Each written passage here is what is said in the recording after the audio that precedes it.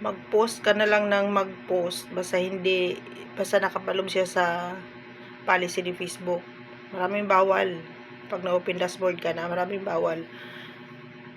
Para hindi ka malilito kung ano yung i-content mo.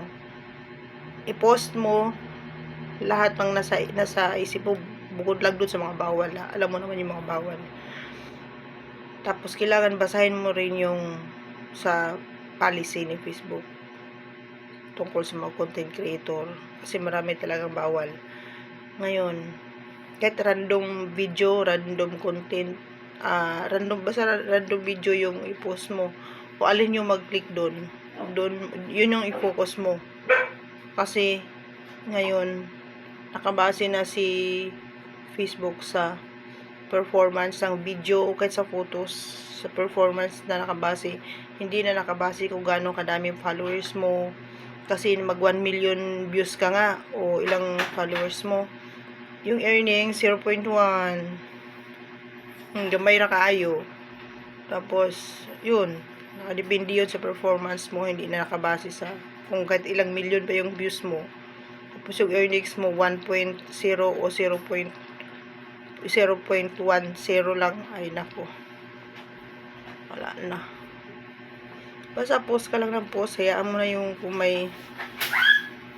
may susuporta sa'yo, kamag-anak mo, kapitbahay mo, o kaibigan mo, huwag mo asahan yun.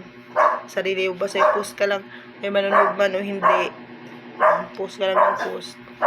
O hindi ko na basta nag-post lang ako.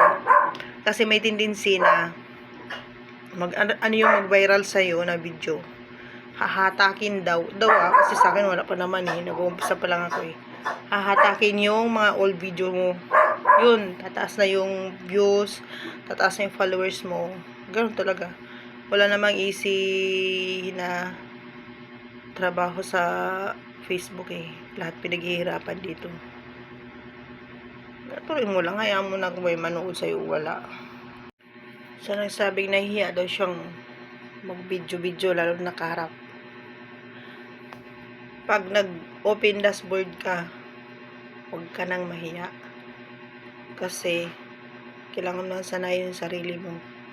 Kausapin mo yung sarili mo sa camera habang nagbi-video ka. Kasi ganoon talaga.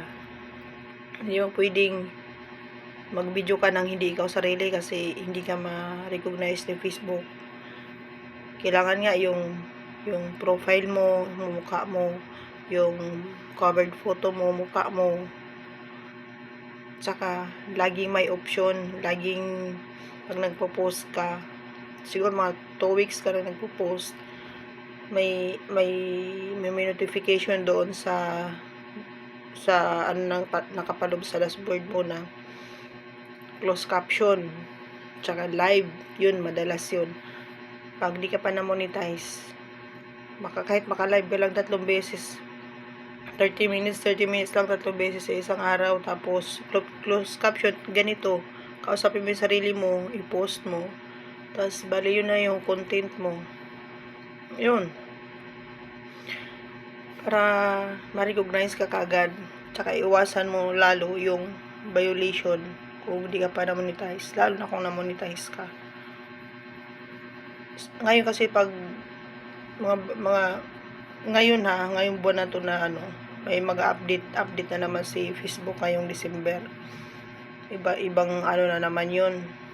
Kasi halos lahat naka na yung AI pag content creator. Kapag nag-open dashboard lang nga, hindi to kasama yung sa hindi nag-open dashboard. Kasi andyan si AI, mostly AI na yung